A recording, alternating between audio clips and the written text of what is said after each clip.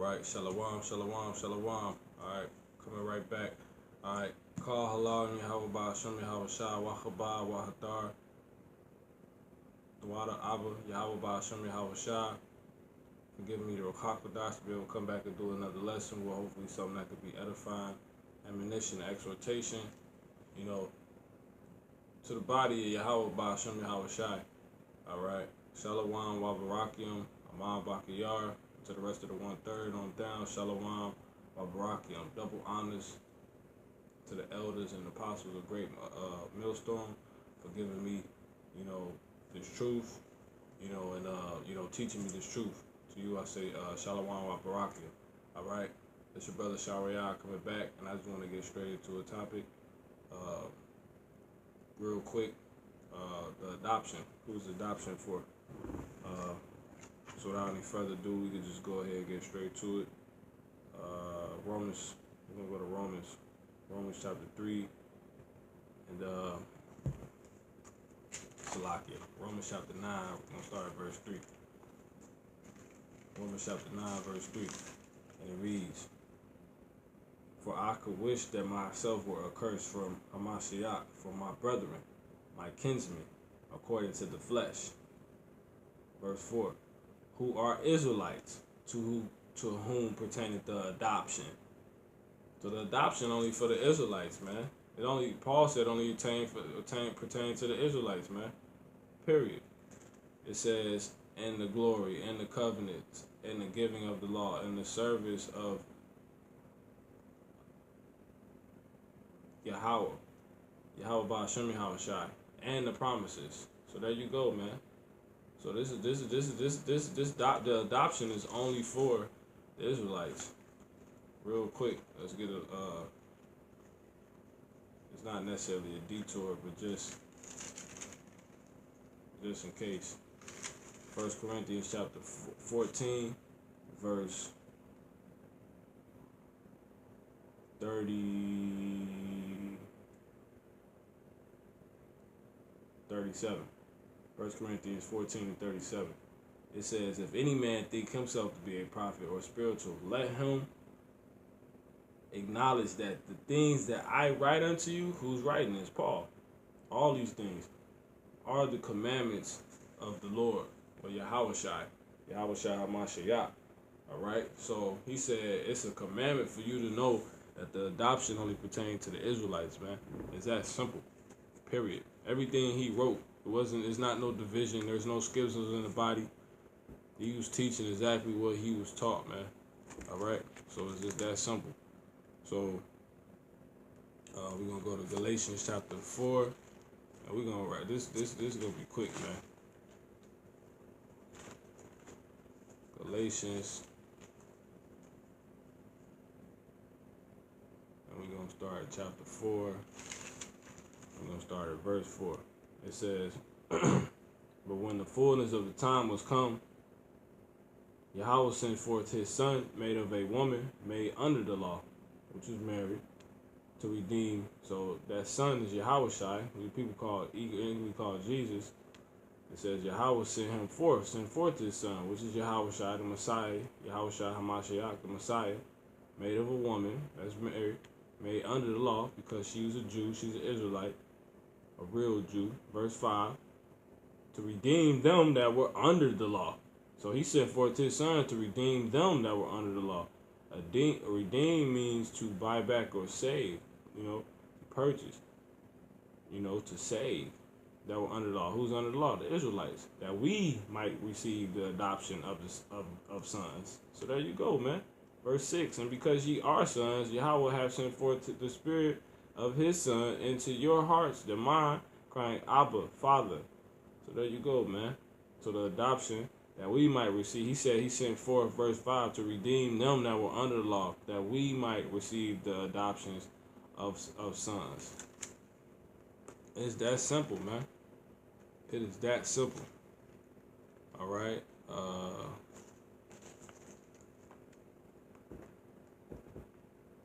Let me see if I can get this real quick.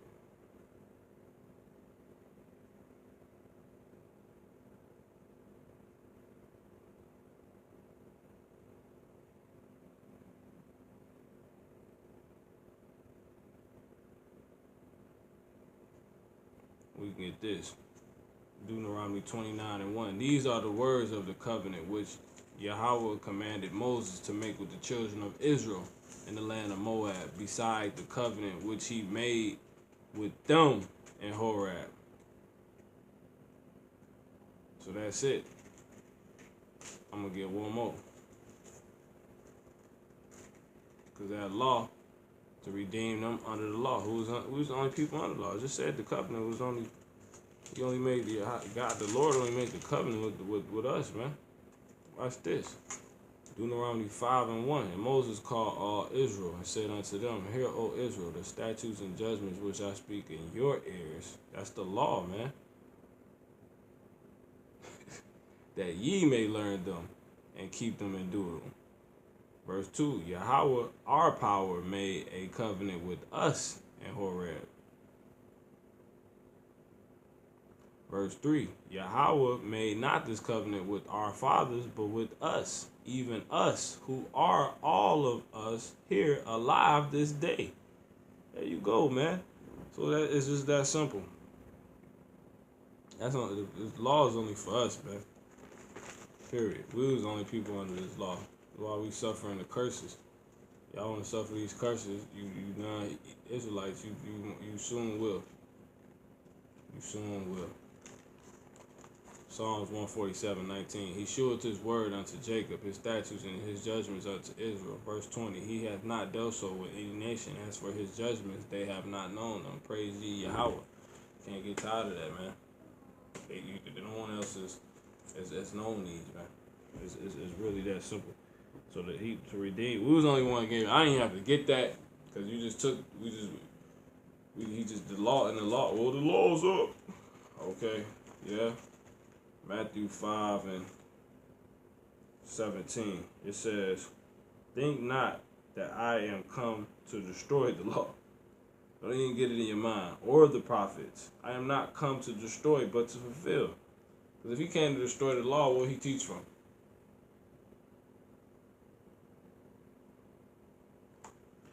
It says, and everything he went on to teach in this chapter is from the law. So, I mean, it don't even make sense, man. It says, but to fulfill, meaning to actually bring out what it's about. You know what I'm saying? What the prophets were writing about. If he destroys the prophet, he destroyed his second coming. And the whole point of why he even came in the first place. It makes no sense. So verily I say unto you, verse 18, for verily I say unto you, till heaven and earth pass. It ain't happened yet. One jot or one tittle shall in no wise pass from the law, till all be fulfilled. The heaven and earth has not passed yet, man. It has not passed. The adoption, man. Get this real quick. 2 Peter verse 3. And it says,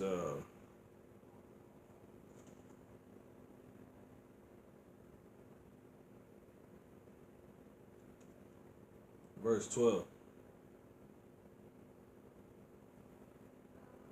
No, verse 10. But the day of the Lord, so 2 Peter chapter 3, verse 10.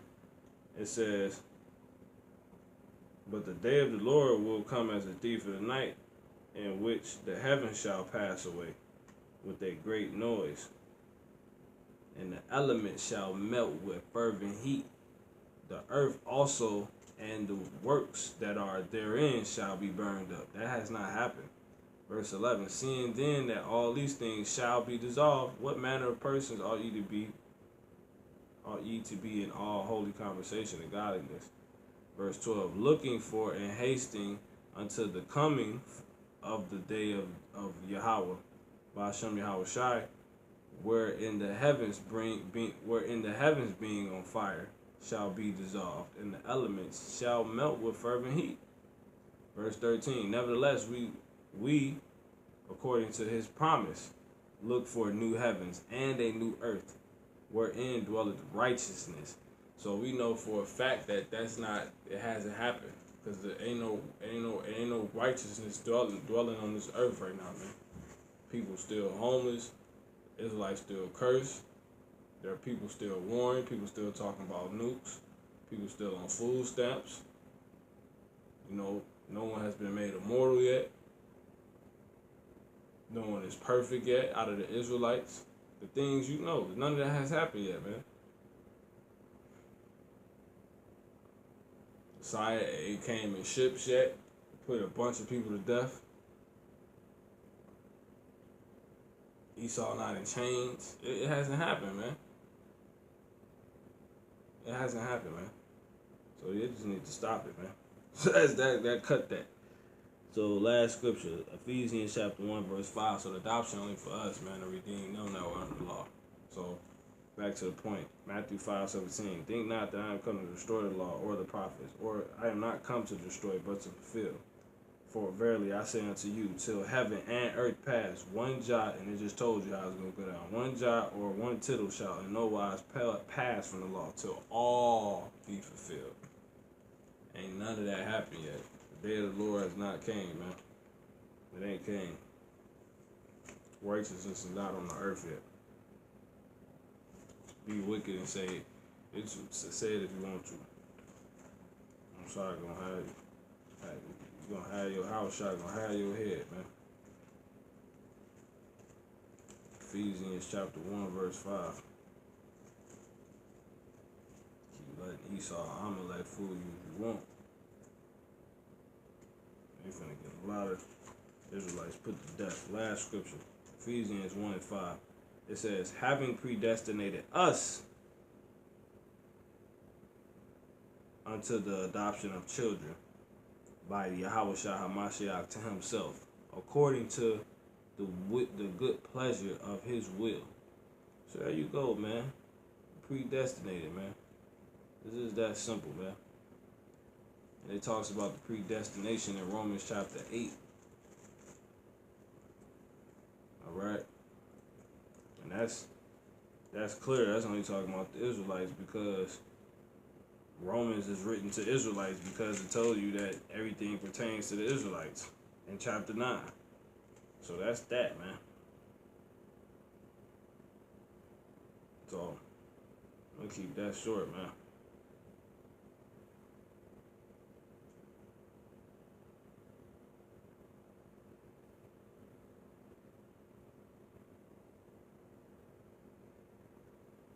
And I can actually go into that, with this, because we're waiting.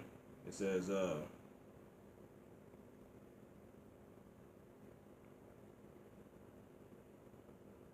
if I want to get this. It's not needed, but that adoption is only completely for us. It says,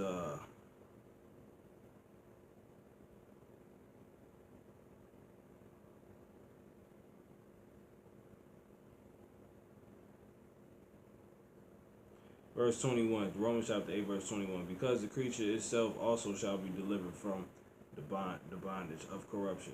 That creature is the Israelites. It says, into the glorious liberty of the children of Yahweh. For we know that the whole creation groaneth and travaileth in pain together until now. And not only they, but ourselves also, which have the first fruits of the Spirit, even we ourselves groan within ourselves, waiting for the adoption, to wit, the redemption of our body. And that body is not a no mingled seed. I tell you that in Romans chapter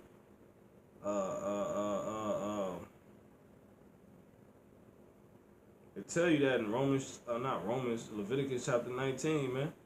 So there you go, man. This is only talking about Israelites once again, man.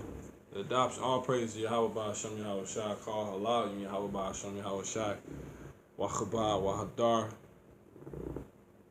Forgiving me the Ruchach that I should be able to come back, do this. Double honors to the apostles and elders of Great Millstone. Shalom. To the Shalom Wabarakium, Amon Bakayar.